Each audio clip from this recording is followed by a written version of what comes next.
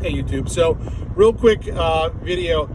I just uploaded a short video, and this is the longer version where I talk for more than 60 seconds. So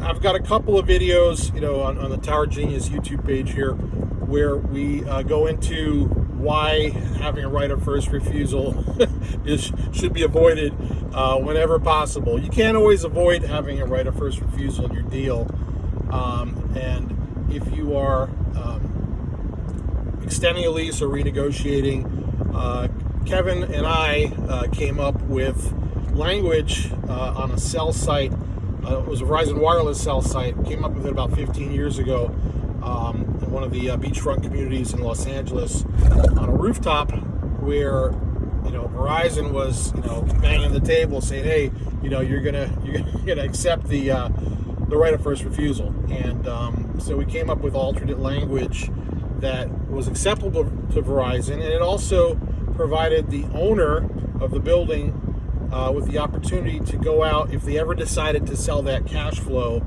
to do a lease buyout, right, perpetual easement or whatever, to get a fair deal, right, to have the ability to have competitive offers. So what the right of first refusal does is, forces you to share any offers, bona fide offers that you accept. So if you sign a term sheet, for example, with company A, B, or C, that you'd have to share it with the carrier or with the tower company. So anyway, we came up with alternate language which allows the owner to get a fair deal, right? To get offers, to have competition, right?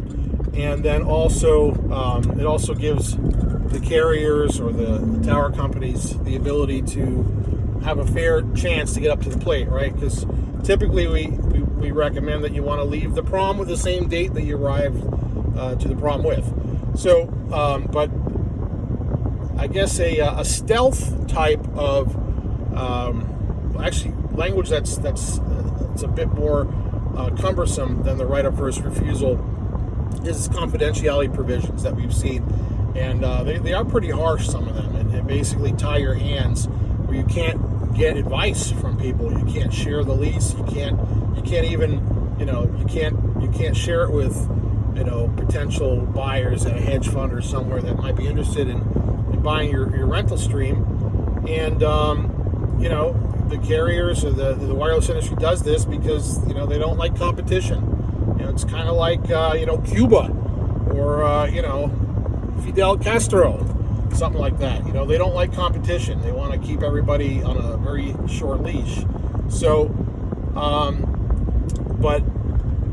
so the confidentiality provision could really come back to bite you if you have plans to maximize the value of that rental stream at some point. Hey, and not everybody wants to sell these things, I get that, but a significant enough population of cell tower landlords at some point will consider selling that cash flow.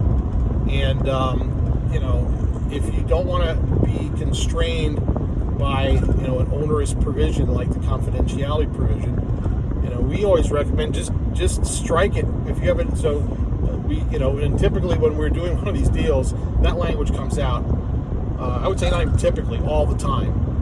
We get rid of it, and the industry will cry, yell, and scream. But at the end of the day, it's really just to shackle you and prevent you from letting the free market do its thing. So if you have questions about a newly proposed cell tower lease on your land, or if you've got questions about a new cell site being proposed on your rooftop, or if you have an amendment, they're trying to renew your lease, they're trying to lower your rent, or if you're considering a lease buyout, perpetual easement or whatever, you have questions about the offers, you're not sure if you get the best deal, give us a call at Tower Genius. We'll set you straight.